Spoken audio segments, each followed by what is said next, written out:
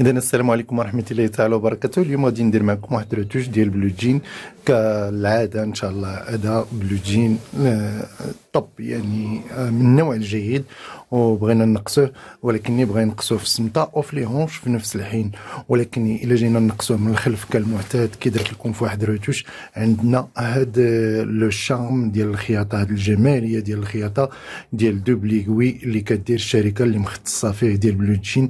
اذا نصحب الشركه باش ما نقيسوش هاد البلاصه الجميله شنو كيعطيونا. هاد الجانب لاحظوا، هاد الجانب فيه خياطه فونت كوتور اللي لداخل، وفي نفس الحين الخياطه الافقيه اللي كتعطي جماليه للسروال على هاد الشكل، ولكنها بطينا غير بيكاج حتى لهنايا. اذا السروال يعني نشوفوا شحال عندنا في لاطاي ديالنا باش نبداو على بركه الله. غادي نشوف شحال عندي من هنا لهنايا. ها هو اذا عندي 40 سنتيم، الزبونه بغات فيه 36، اذا 40 سنتيم والزبونه بغات 36. لاحظوا معايا بغات 36. عندنا 40 في البونطالون، 1 2 3 4 اللي خصنا نقصوا منه. اذا غادي نقصوا 2 من هنايا على هذا الشكل،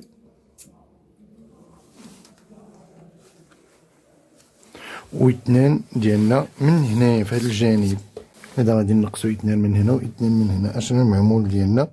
اذا كيفاش يمكننا غادي نقصوا ونخبيو لي ديفو ديالنا؟ اذا اول حاجه غادي نحيدو لالام، عندكم راه خطر نحيد الباسونت ديالي بهذا الشكل هذا لحنو، وعندك لالام خطيره خطيره خطيره خطيره. لا تنسوا الاعجاب بالفيديو والاشتراك في القناه تشجيعا لنا لنستمر بنشر المزيد ان شاء الله.